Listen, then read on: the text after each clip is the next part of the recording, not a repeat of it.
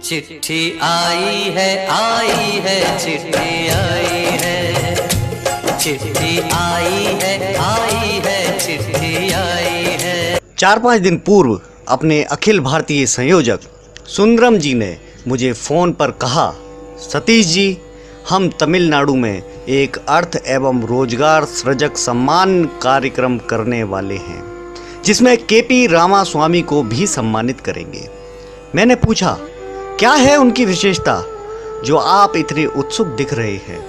उन्होंने बताया, रामास्वामी तिरुपुर में KPR मिल्स के मालिक हैं और अंडरवियर बनियान बनाते हैं। भारत ही नहीं, दुनिया की बड़ी कंपनियां उनसे माल बनवाती हैं। तिरुपुर और कोयम्बटूर में उनकी 4 फैक्ट्रियां हैं, जिनमें 22,000 वर्कर काम करते हैं। मैंने कहा, तो लॉकडाउन में उन्होंने निकाला नहीं? वह बोले, यही तो खास बात है, एक को भी नहीं।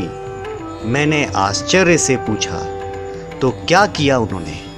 वे बोले, 3 अगस्त की इंडियन एक्सप्रेस में पूरी स्टोरी छपी है।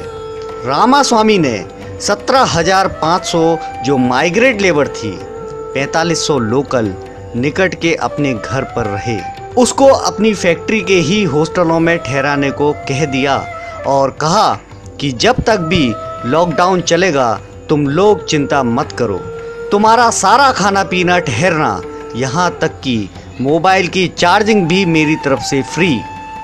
रामास्वामी ने इंडियन एक्सप्रेस को दिए इंटरव्यू में बताया, प्रति लेबर 13,500 मासिक का उसका खर्चा आया और इस नाते से कुल 30 करोड़ रुपया लगभग 2 महीने में खर्च हो गया, क्योंकि उसने एक भी आदमी की एक भी दिन की सैलरी नहीं काटी। जब पूछा, आपने इतना नुकसान क्यों सहन किया? उन्होंने कहा, मैंने दोनों बातें सोची।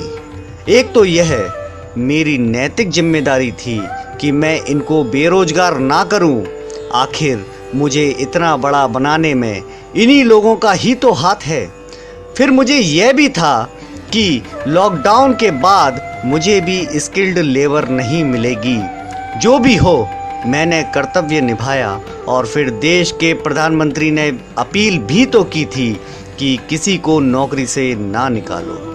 मैंने जब यह सुना तो मैंने कहा, अवश्य ही उनको सम्मानित करो और मैं भी एक स्पेशल चिट्ठी लिखकर सैल्यूट करूंगा ऐसे रोजगार प्रदाता को।